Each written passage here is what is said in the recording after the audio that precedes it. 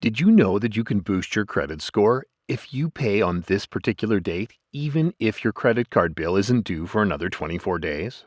In today's video, we are talking about the single best day to pay your credit card bill. But first, let's set the stage. The credit score world is pretty complex, so we'll break it down into bite-sized pieces. We'll start with the 5 factors that contribute to your credit score and how to inch closer to that pristine 850 with each of the 5. Once we have that covered, we'll reveal this special payment date that can help you increase your credit score. We'll guide you on how you can find this specific date for your credit card. Your credit score is a mixture of 5 key ingredients. Topping the list is on-time payments, accounting for 35% of your score.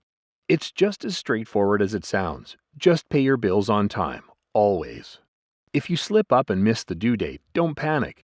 You've got a 30-day grace period before the credit card companies report your tardiness.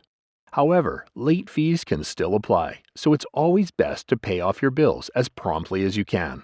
In the words of Dave Ramsey, folks, I've told you 100 times, and Forbes 400 wealthiest people in North America, when surveyed, asked what's the way to build wealth, what's the number one way to build wealth. 75% of wealthy people, not your broke brother-in-law with an opinion, but wealthy people say, get out of debt and stay out of debt. Because it gives you power over your largest wealth-building tool, which is your income. Coming in next with 30% of your overall score is credit utilization. It measures how much of your available credit you're using. For instance, if your card has a $10,000 limit and you charge $5,000, your credit utilization is 50%. It's recommended to keep this number under 30%, better yet under 10%.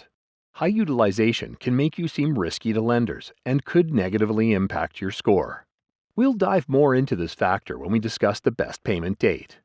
The third part of the mix is credit history length, representing 15% of your score. It's about how long your accounts have been open and active. As a general rule, don't close your oldest account unless absolutely necessary. Keeping it open gives you the longest positive history on your score, showing you've been a good creditor over the years. If you do close a more recent account that's paid off and in good standing, it'll continue aging on your credit profile for 10 years, contributing positively to your score. The fourth element is credit mix, which contributes 10% to your score. It's good to have a mix of credit types: credit cards, auto loans, home loans, etc. Finally, hard inquiries or hard pulls make up the last 10%. These are records of when you've applied for new credit, and they fall off your report after 2 years. So, adding it all up, on-time payments and credit utilization alone shape 65% of your credit score. Pay on time and keep your balances low, and you're already on a good path. But let's see how we can push this even further by focusing on credit utilization by finding this one date. All right, it's the moment you've been waiting for, the big reveal. What's the best date to pay off your credit card bill? It's not your due date, it's called your statement closing date. But before you get confused, yes, it's essential to make payments by the due date to avoid late fees or credit score dings. However, here's the catch.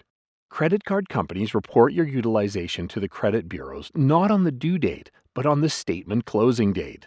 For example, if you've charged $10,000 on a $24,000 limit card and your statement closes on the 7th, even if you pay it off by your due date on the 4th of the next month, during this period, credit bureaus perceive that you're utilizing 42% of your credit. To change this, aim to pay off as much of your bill as possible before the statement closing date. This will ensure a lower utilization reported to the credit bureaus, positively affecting your credit score. Now, if your income flows align with the due date or you're not overly concerned with minor score fluctuations, paying by the due date works just fine. But if you're planning on a big purchase like a home loan and a 20 to 30 point swing in your credit score could make a difference, consider paying your credit card bill before the statement closing date.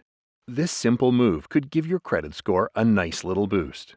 Your credit score is just one piece of the puzzle in creating wealth. If you want to learn the top asset that billionaires like Warren Buffett, Ray Dalio, and Jeff Bezos have in common, click on the video here. This incredible asset isn't gold, crypto, or stocks, but it can bring you unmatched returns.